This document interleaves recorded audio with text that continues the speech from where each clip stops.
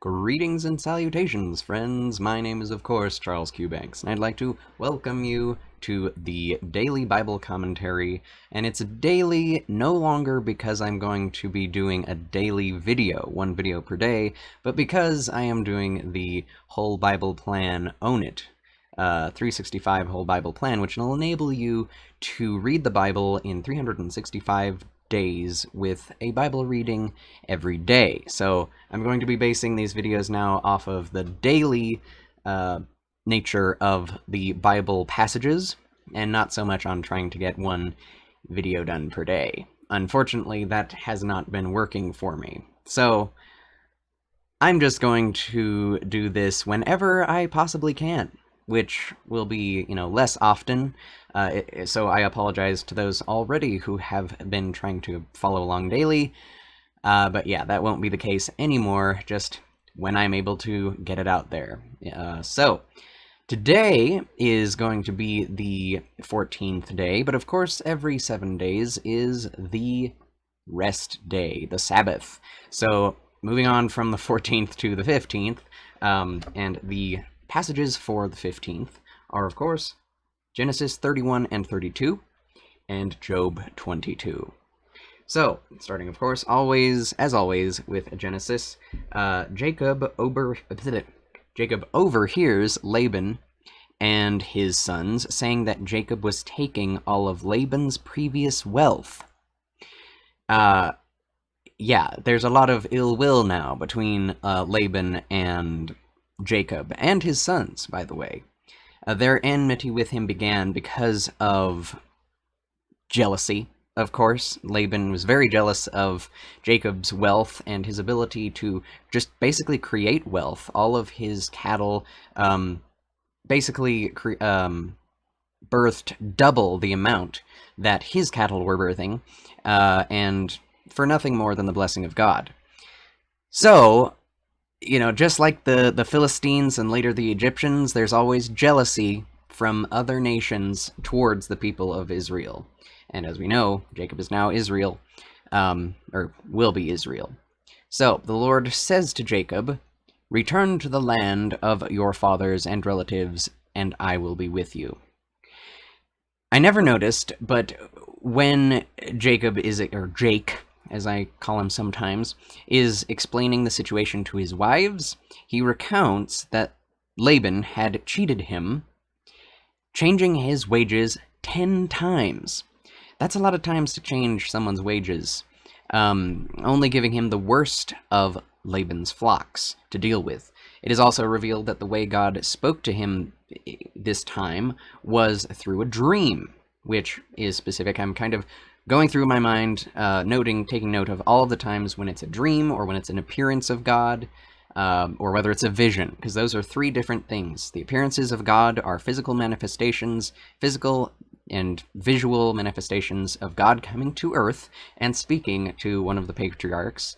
Of course, then there's a dream where God talks to someone indirectly through, or directly through a dream, rather than directly via physical, substantial talking face to face.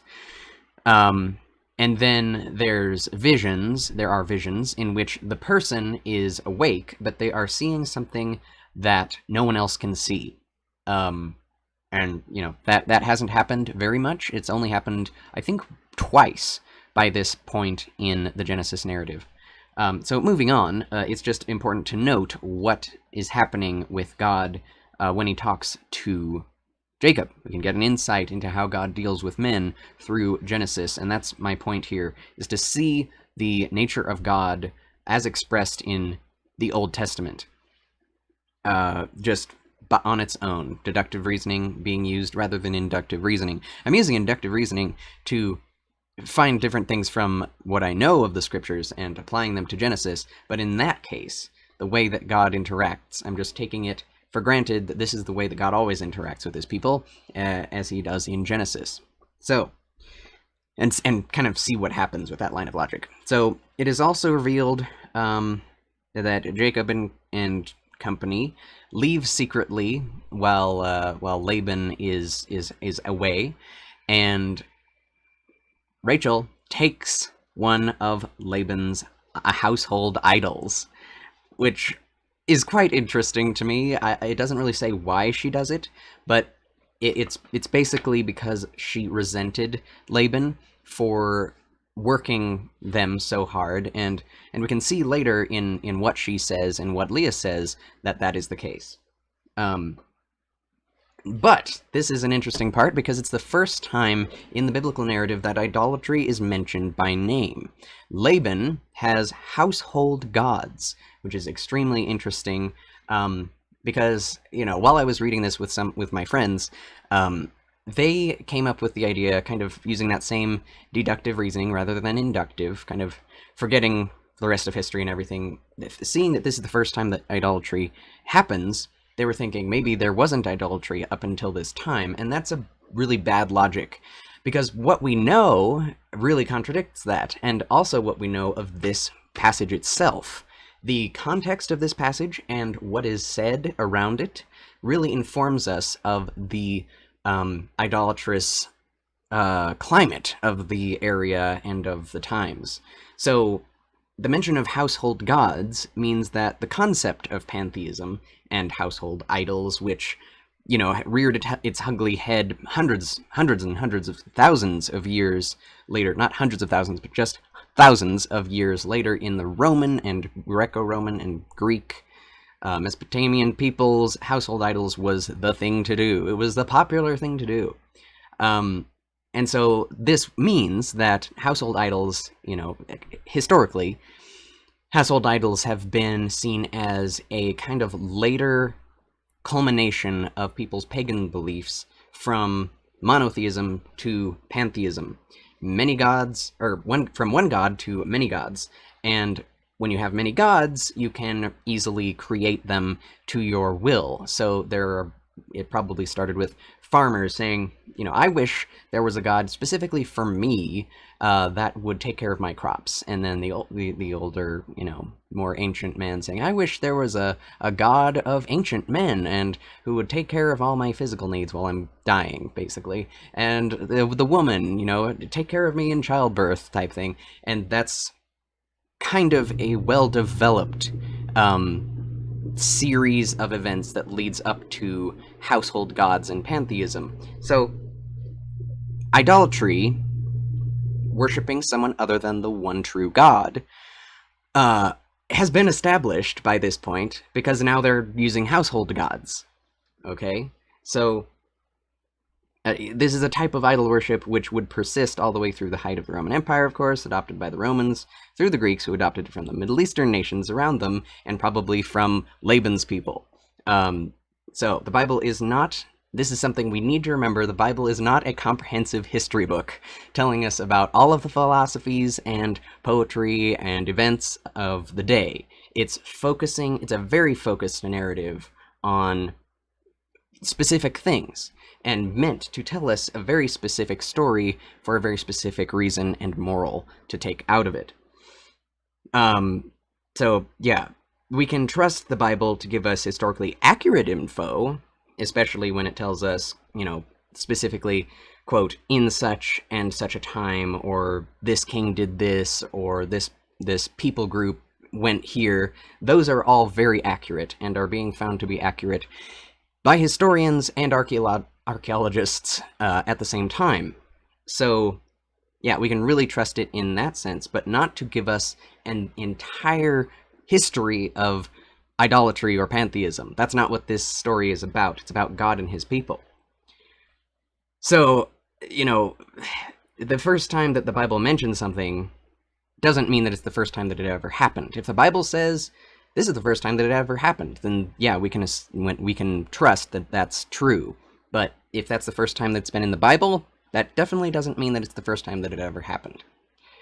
So we are given the info that Laban was also a diviner and kept household idols only because those details are important to the previous biblical narrative, the seed narrative and the blessing and the covenant with Israel. There's no context given to this whole thing, because those living closer to the biblical times were meant to understand that people were worshiping gods for ages by this time. The writer assumes the audience to know the cultural history and therefore does not need to explain it. And that happens a lot throughout the Bible. We are expected to be those ancient peoples, even though we are not, and even though we do believe that everything that has been written before time in the canonical scriptures has been written for our benefit spiritually and in all other ways. Where was I going with that? They are assuming that we are very well understanding the ancient climate of the peoples and the cultures. So, yeah, in order to understand the Bible fully, we need to go back into history and understand the cultures themselves, and then we can understand something about the Bible, not really vice versa. Like I said, in specific instances, that can be the case. When Laban came close to, oh yeah, I'm skipping something. So yeah, so back to the story. Jacob leaves with his wives and children, and Laban finds out that his idols have been taken, and that's mainly the reason why he's coming after Jacob. Also, secondarily, because he's really jealous of Jacob and wants all the stuff that he got, because he sees Jacob as stealing Laban's wealth, which came by him through Laban. But at the same time, he tells Jacob and his son and Laban's sons that it's because of Jacob that Laban is prospering. So for whatever reason, Laban wants him. For every single reason, basically. He's seeing Jacob as a very profitable person to keep around. So he is going after him. He's chasing him down to stop him. And when Laban comes close to overtaking Jacob in pursuit, God appears to Jacob in a dream. Laban and Jacob argue hotly over what had transpired, and Laban does not find his goals because Rachel would have been killed for taking the idols. That he does overtake him, and that doesn't have much to do with the dream. The dream is basically just talking about the covenant again and God reaffirming his covenant with Jacob. And so Laban doesn't find his gods. I said goals. Difficult to read sometimes. So yeah, and Rachel craftily hides them underneath her seat from her father, a place that they would never look, especially since she said that she's on her period. And so they leave her alone. And once again, I have to wonder, why did she do this? Why did she take these household gods? Is it because she herself believed them to be helpful? That can't be the case, or it shouldn't be the case, because Jacob has his own god, who has been benefiting him very well up to now, despite all of the unlucky circumstances of his brother trying to kill him and things like that. But yeah, Leah and Rachel both said that they resent the father for basically giving Leah to him, and Rachel resents him for rejecting her as his daughter now, and just saying, oh, you're Jacob's wife, and I want Jacob's money, and so I want what you have, too, actually. So Laban is a very bad guy, very greedy.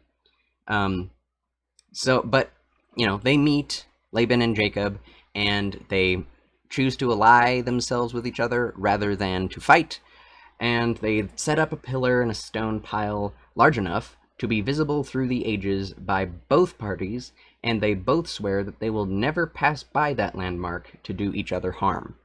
And the reason I say that in so much detail is because a lot of people set up pillars in these days. Jacob himself sets up like 3 or 4 pillars throughout his life, and to us, we're thinking of a pillar, we're thinking of a stone pile as like a little pile of rocks, maybe a few feet tall at most. But that's not what they were doing. If you think back to ancient times, and especially even recent ancient times of like the Celts, even the Romans, when they built a stone pile, they didn't just build a little stone pile.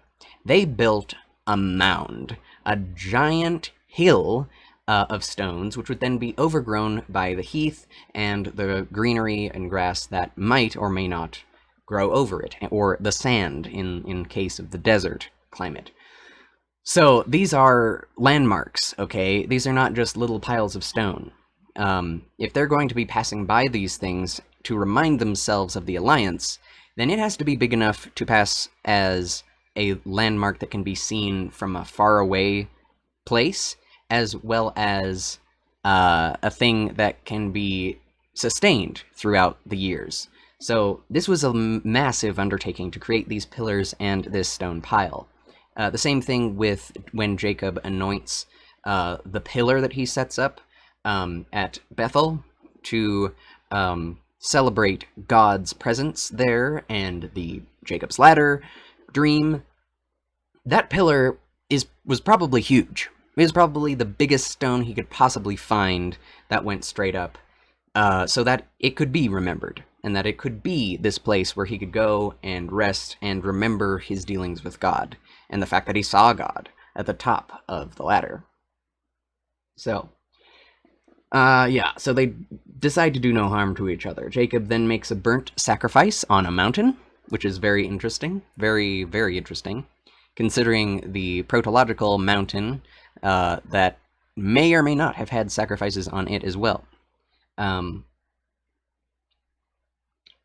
Jacob has them eat the sacrifice, and that's something that you always do with a burnt sacrifice. You don't just leave out the bones and just burn all of it, unless it's a specific sacrifice which God tells you to do.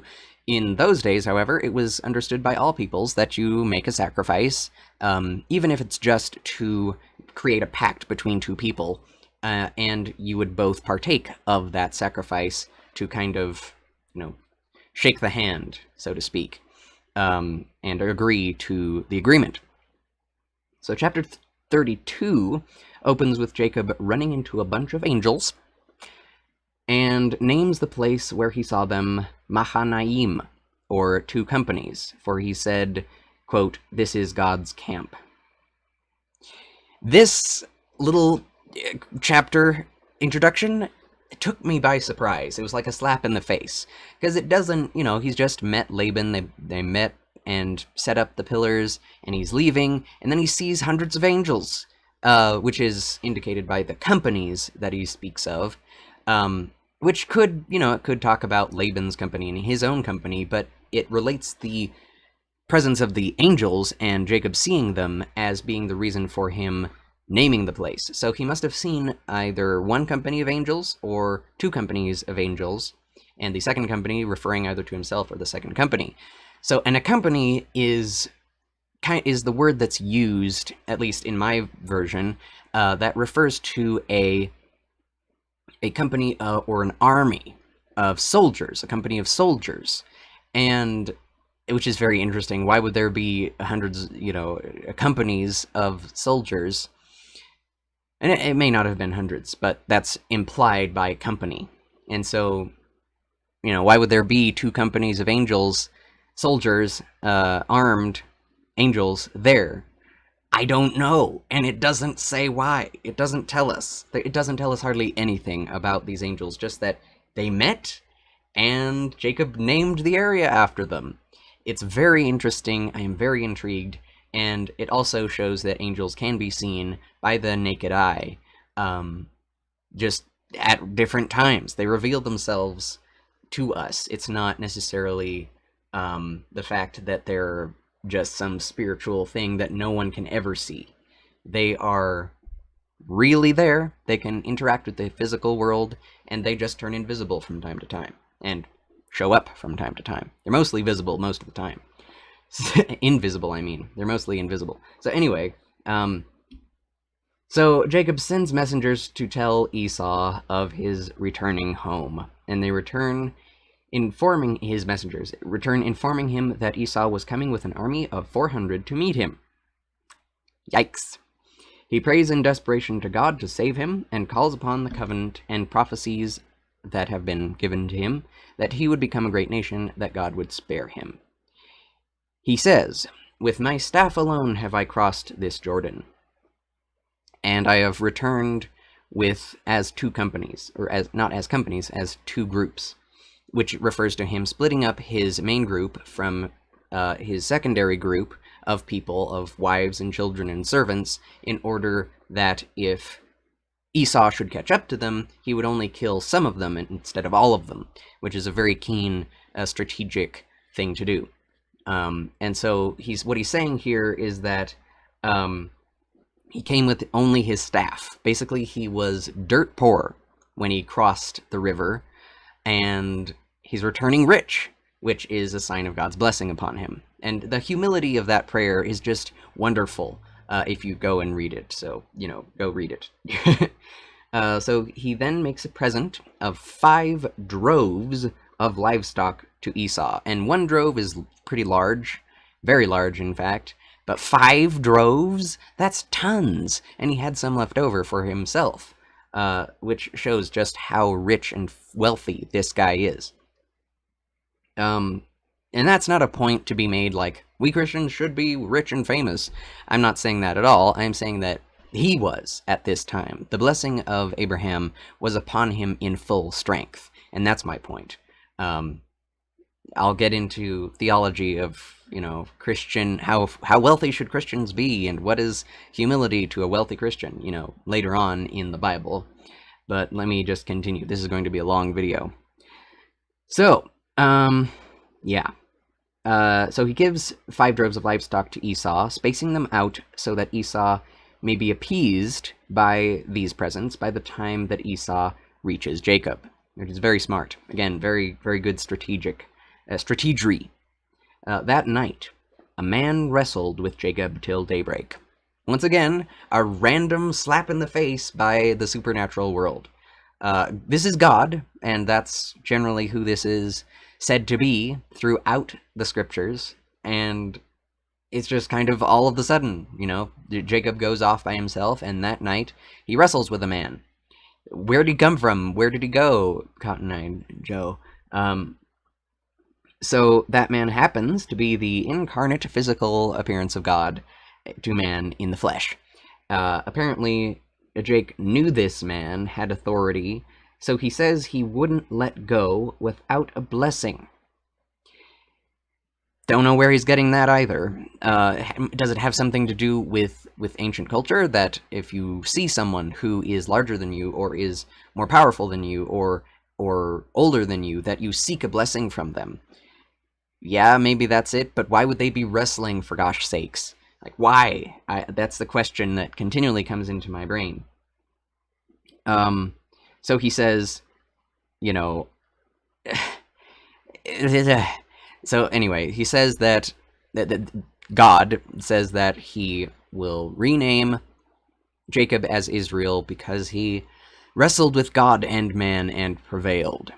And so, even though God put his hip out of joint with but a touch, Jacob still would not let go. And so he blesses him, and they go their separate ways.